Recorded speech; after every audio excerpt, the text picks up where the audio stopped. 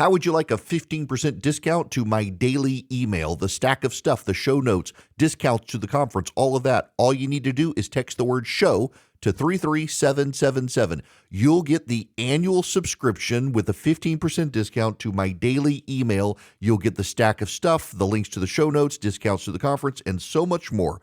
All you have to do is text the word show, SHOW, to 33777. Text show to 33777.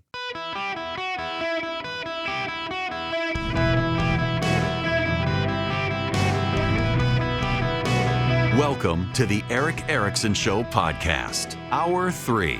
Hello, America. Welcome. It is Eric Erickson here. The full number is 877-973-7425. Should you wish to be on the program, I would be very happy to have you. I'll get back to this. There's so much stuff out there. And we've been so bogged down in all this immigration stuff, and I don't want to miss out on other things. Iran is announcing that the Axis powers will be engaged in military exercises in the Arabian Sea. And that is China, Russia, and Iran will together be doing military exercises north of Oman in the Arabian Sea. The Arabian Sea connects into the Straits of Hormuz, into the Persian Gulf, and lately there has been some effort to also label the Persian Gulf as the Arabian Sea, and it's not. The Persian Gulf is surrounded by Iran, the UAE, Qatar, Bahrain, Saudi Arabia, Kuwait, and Iraq. And then it flows through the Straits of Hormuz into what is the Arabian Sea, which then spreads out into the Indian Ocean.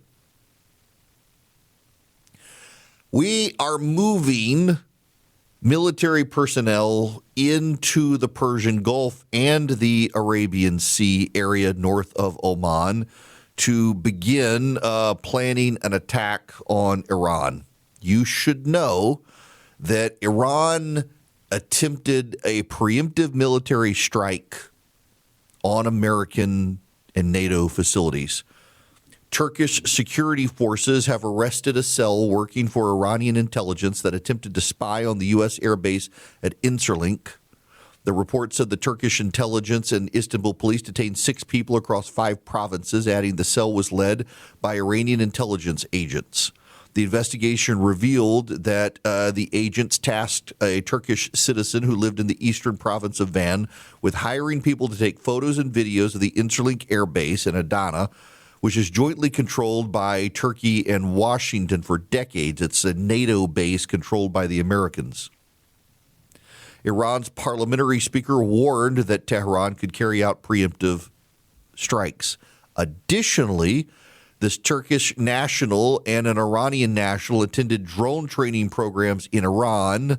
The report also alleges that the Iranian national, through 2 companies he owned, attempted to ship armed drones to the Republic of Cyprus.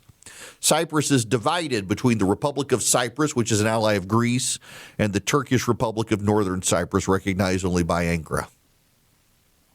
Southern Cyprus has been a home for U.S. and British intelligence agencies. So here it appears Iran has attempted to spy on and strike the Incirlik base in Turkey and attack British and American intelligence operatives in southern Cyprus in the run-up to what could be a strike. On Monday, the USS Abraham Lincoln, the aircraft carrier, arrived in the Arabian Sea. It's now been joined by several additional destroyers. There was already a destroyer in the Persian Gulf. The President of the United States has apparently asked intelligence agencies to help compile a kill list of Iranian agents who are directly culpable for the extermination campaign of protesters across Iran. More civilians have been killed by the Iranian regime, confirmed by the Iranian regime, than were civilians in Gaza killed by the Israelis. And you will notice how curious it is that so many of the people who were so appalled at what they called a genocide by Israel, which wasn't, have been very silent about the Iranian regime engaged in the mass murder of its citizens. We now know more than 30,000 Iranian citizens were murdered and more than 300,000 were wounded. And of those 300,000, about 100,000 have now been detained by the Iranian government. Now, there's a point I need to make here. There are 10 million plus Iranian citizens who oppose the Iranian regime. But there are about 2 million Iranian citizens who deeply and passionately support the Iranian regime. The Shiite Muslim community of Iran is actually the minority community. And they elevated the Ayatollah working with socialist and communist agitators in Iran in the 1970s. Let's step back and give you a little history lesson here. The Shah of Iran, Reza Pahlavi, became the Shah through military instability in Iran, and he governed with a very heavy hand as an absolute dictator, and the economy in Iran under his watch collapsed. But Iran was also at the time, and by the way, Pahlavi's father, I believe it was, had changed the name of the country from Persia to Iran and then regretted it. They've just never changed it back. But Pahlavi was an American ally and a Western ally, and Iran was on the border of the Soviet Union and a very strident American ally. The Soviets at the time helped seed and fester the instability in the Iranian economy. And they partnered with a bunch of leftist agitators in Iran. You have an image today of Iran being this very religious place where the women cover their heads and the like, but Iran of the 1970s was very Western, very modern for the time. Women drove cars. Women didn't cover their heads. They all had jobs. It had a thriving Jewish community and Christian community. Many of the Persian Iranians and Jewish Iranians had intermarried. There were a lot of relatives who had repatriated to Israel after the formation of Israel, had a lot of ties to Israel. It was a very Western, vibrant society, but it was also crumbling economically, and the Shah of Iran had a very heavy near-totalitarian hand.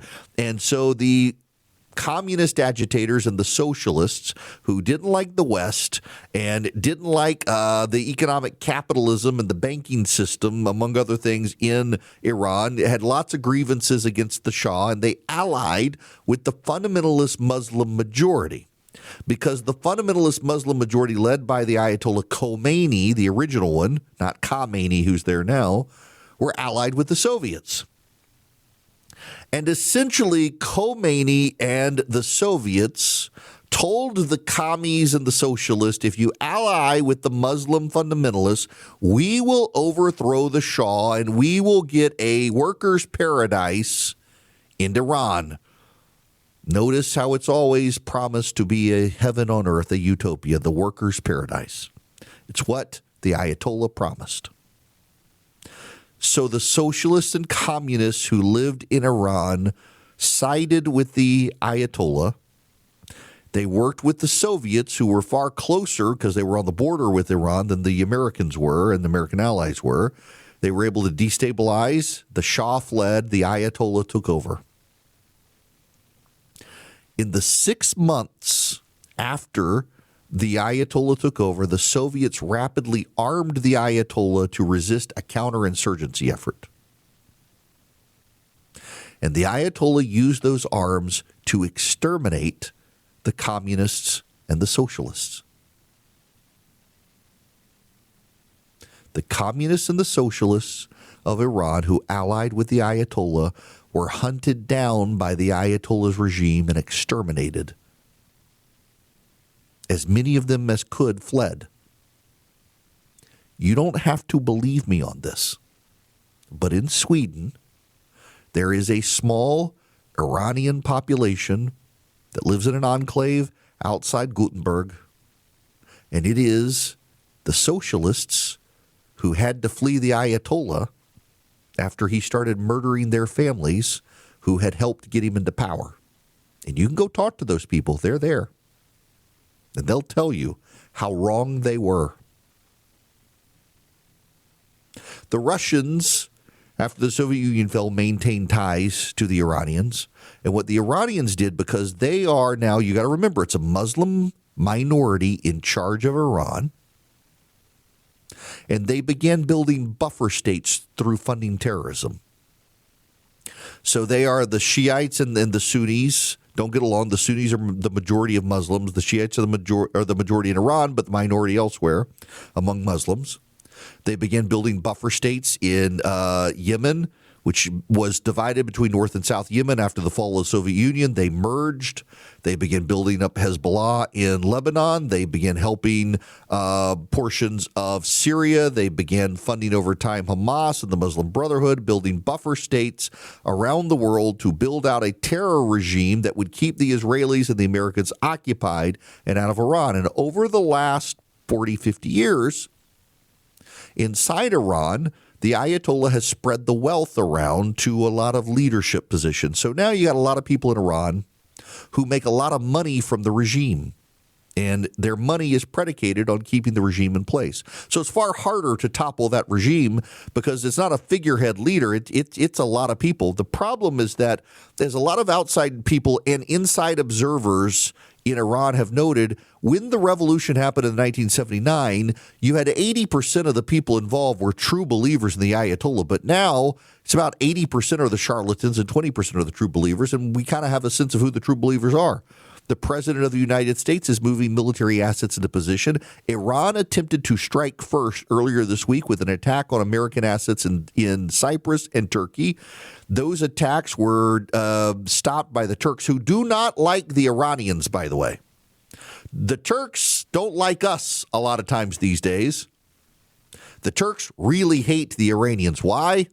Well, there's the Sunni-Shiite divide, and there's also the problem of years of antagonism because the Turks have been a Western ally, even against the Soviets, and the Iranians have been on the side of the Soviets. So now they've got the Chinese and the Russians trying to prop them up, the Iranians. The president made an offer to Iran the other day, said if you come to the table and talk, we won't wipe you out. But the conditions must be you give up your nuclear ambitions, uranium enrichment, and you wind down the number of long-range intercontinental ballistic missiles you possess. The Iranians have said no. So the president has done what he needed to do to say, look, I come in peace and I'm willing to acknowledge you, but you got to do these things. Making Iran an offer he knew they would refuse. So now they've refused it. The Abraham Lincoln is there. Multiple other multiple other ships are there. Progressive agitators are in the streets of Washington, D.C. opposing this, which kind of signals they know something's coming. It's time to do what we can. The majority of the Iranian people do not support the Iranian regime. They are outgunned. They are outfinanced. And it's just so notable to me that all the people who were so upset about a genocide in Gaza that wasn't are so quiet now. In fact, some of them, ones who amplified the death toll of Gaza and claimed it was a genocide, are now even dismissive of the numbers that even the Iranian government acknowledges are true, up to 30,000 dead and 300,000 wounded. In the protests of the last 2 weeks, the Iranian government just opened fire on the crowds, sprayed bullets. It's a horrible thing. The Iranian regime is evil. And pay attention to people in the West who are willing to defend it. There are a lot of America haters that are exposing themselves right now on social media. A lot of people in the press exposing themselves as America haters and also haters of people who want freedom, like the Iranian people who want freedom.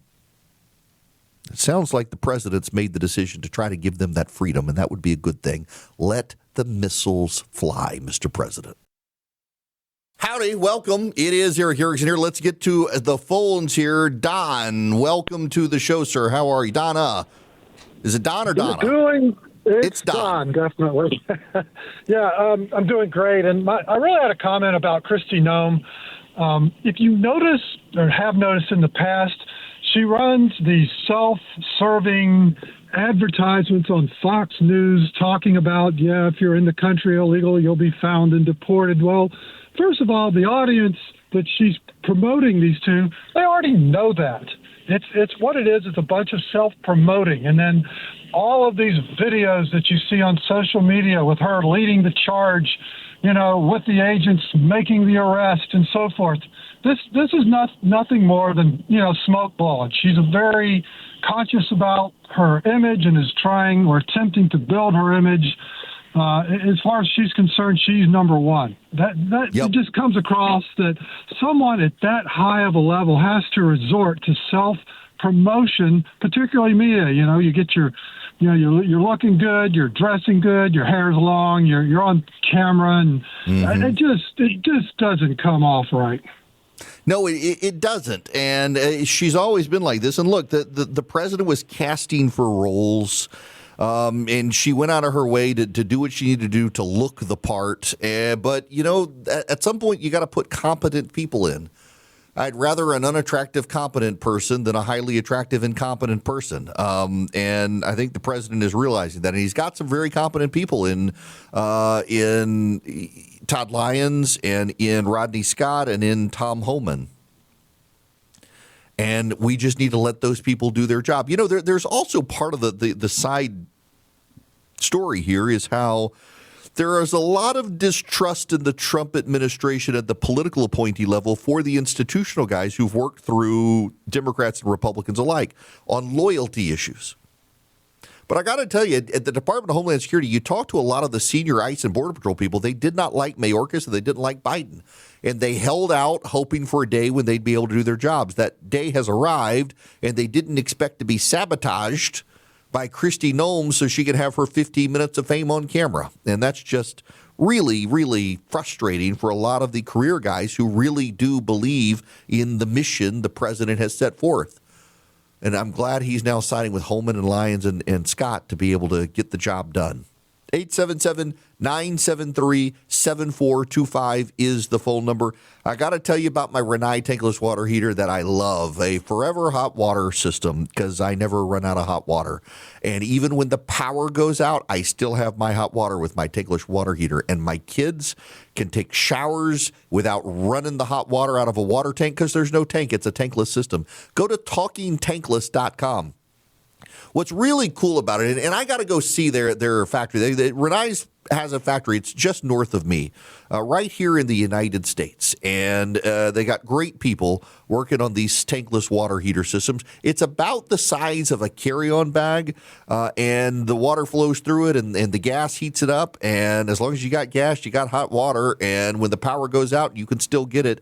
And I love it. I have a UPS system that it's plugged into, and my gosh, never run out of hot water again with thank you, Rinnai. And it really is. It was a source of contention in our house. We had 2 water heaters. My daughter's long hair. She'd wipe out the hot water, and we'd have to wait forever for the tanks to fill up. Our power bill's gone down thanks to Rinnai. TalkingTankless.com. Go find out how you ditch your tank. TalkingTankless.com. Get a tankless water heater. Reasonable price and hot water forever. Welcome back. It is Eric Erickson here across the United States of America. The phone number, 877-973-7425. If you want to be on the program, one more time real quick, if you will text the word donate to 33777, it's going to send you back a link to the Salvation Army. The situation in northern Mississippi and western Tennessee continues to just not get a lot of national attention, but it's very bad there. And people are running out of food. Grocery stores are closed. Roads are impassable. Power is coming on and off. Their water system is out in many cases because people have been running water. Just not a good situation. The Salvation Army has boots on the ground helping people. So if you text donate to 33777, you can help folks in that area. Joining me by phone is a man I got a lot of questions for.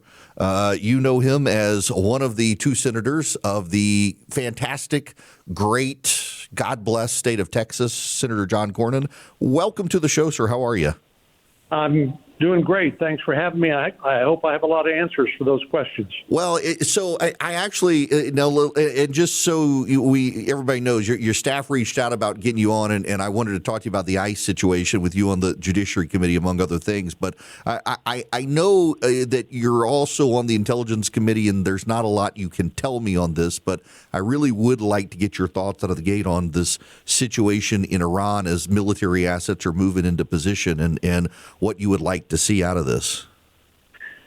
Yeah, Eric, I guess you probably saw yesterday we had Secretary Rubio in, and of course the president has drawn a red line. And unlike Barack Obama, I think people have come to understand that when President Trump says something, he follows through on it.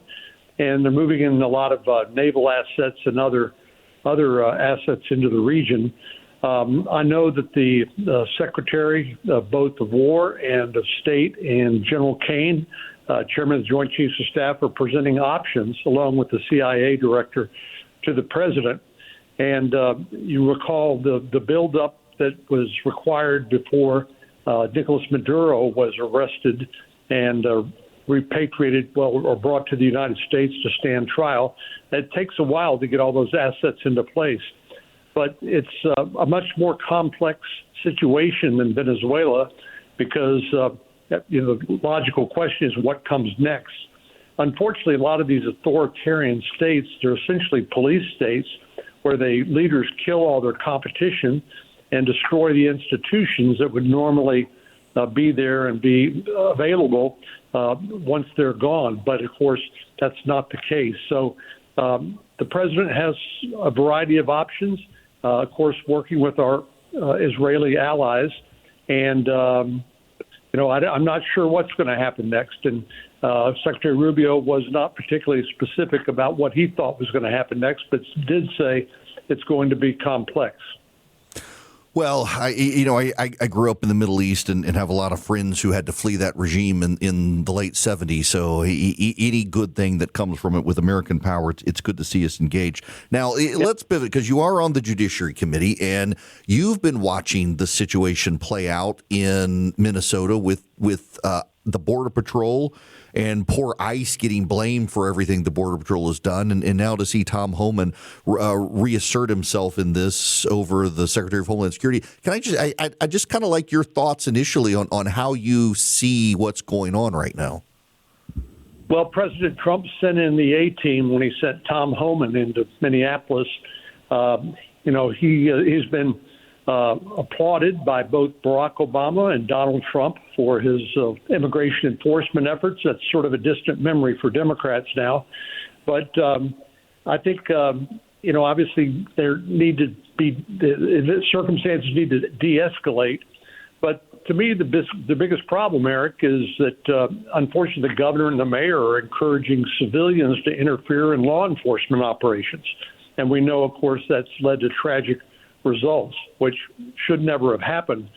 But unfortunately, that's what happens in some of these sanctuary states and jurisdictions where they don't cooperate with federal law enforcement like ICE. We don't have this problem in Texas because the typically people who are arrested, criminals who are here, illegal aliens, are handed off once they've been subject to detainers issued by the Immigration and Customs Enforcement, and people just don't see it. It's not an issue. So hopefully Tom Homan will be able to settle things down there. But one thing for sure, President Trump got elected and Republicans got elected pledging to secure the border and enforce immigration laws, and that's not negotiable. And I applaud Tom Homan for making that absolutely clear. Now, moving forward, I know that the Senate Democrats say they're not going to vote for the Homeland Security Appropriations Bill, even though immigration has largely been funded through the One Big Beautiful Bill Act through 2028. It looks like its performance, and it's going to affect FEMA and TSA and the Coast Guard more than ICE and Border Patrol. What's the status of the negotiations in the Senate right now? Yeah, you're exactly right. We appropriated $150 billion in the One Big Beautiful Bill to beef up border security and immigration enforcement. So this isn't a question of money or resources. This is really a symbolic move by Democrats to to try to polarize the country over immigration enforcement. And again, what happened in these two instances where these individuals unwisely decided to get involved in a law enforcement action are tragic. There's no doubt about that. But it looks to me now like we're likely to move forward either late today or tomorrow with passage of all the appropriations bills except for the Department of Homeland Security, and that there's going to be a short-term continuing resolution, probably somewhere between 2 and 4 weeks, to negotiate that bill. But the good news is we will have done the lion's share of appropriations bills, which, as you know, is a fundamental and basic function of the government. So just let me ask you something for people who don't understand this, and I myself may not be getting this right, but essentially there, if I understand it, like 12 appropriations bills. Once they're all passed, then the next time there would be a continuing resolution, it would be based on these appropriations bills and not the Biden budget and appropriation bills. Is that correct? You're exactly right. And it also comes in at a lower number. Actually, I think it's a $2 billion savings than the CR, continuing resolution of the Biden budget. Yeah, it's wild to still be working off of that. So, okay, so these will be extended. Now, I know one of the things Democrats have floated is they want another judicial warrant to be able to remove people who have already been determined they need to be deported, but to show up at one of their houses to get them, even though they've been deported, the Democrats will want to bog down the court system. And that just seems like this is a stall tactic to remove illegal aliens. It is, and it's completely unnecessary, and it's not going to happen. They can demand whatever they want, but these are law enforcement officers. ICE are law enforcement officers, and operating based on warrants that have already been issued. Typically, people who are fugitives from justice or people who have exhausted all of their appellate remedies from immigration court, but have simply defied the court order and staying in the country illegally. So, yeah, this idea of requiring another warrant is a non-starter. Yeah, I just the whole thing is it seems like a delay tactic that we had a tragic situation here, Senator. And for those just turning in, I'm talking to Senator Cornyn from Texas.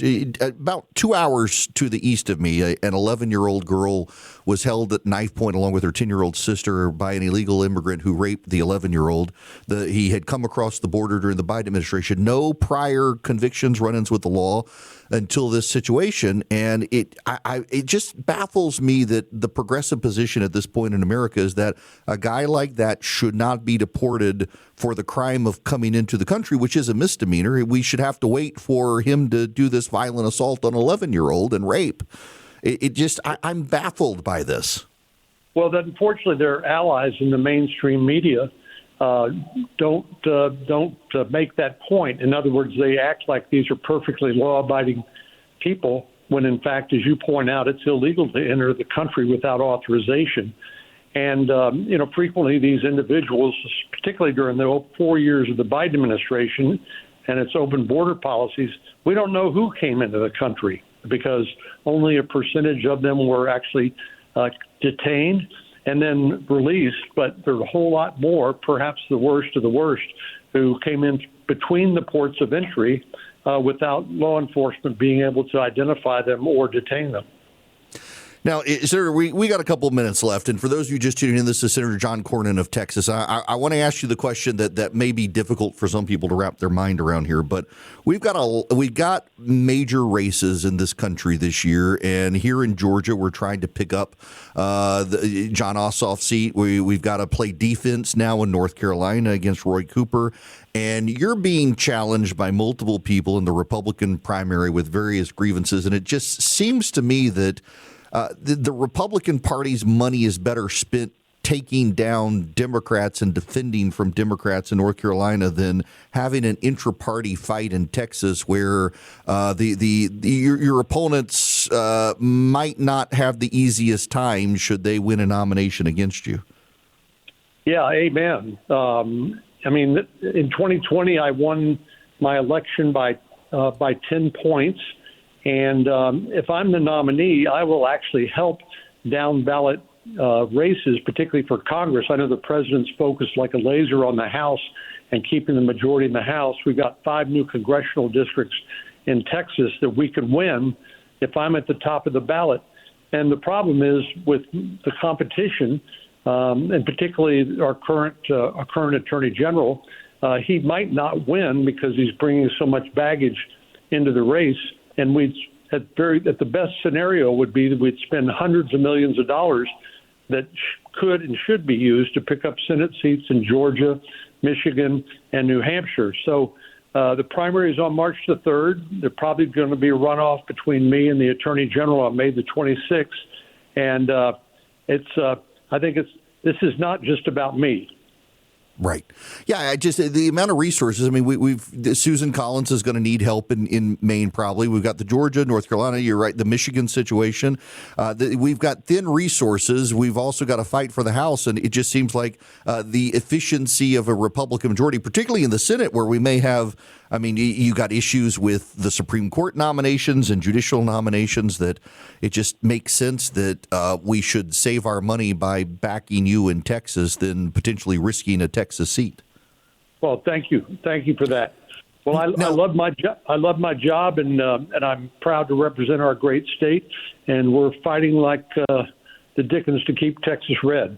Well, best of luck to you. Last question before you get out of here. I know you're on the Judiciary Committee, and there are some complaints on the right about the slow pace of lower-level judicial confirmations right now. And how is the Senate proceeding on a lot of these judicial picks and the nominations that have come down out of the White House? Well, as you know, the first year of the president's term of office, the second term of office, we spent a lot of time with non-judicial nominations, cabinet officials, lower level cabinet officials.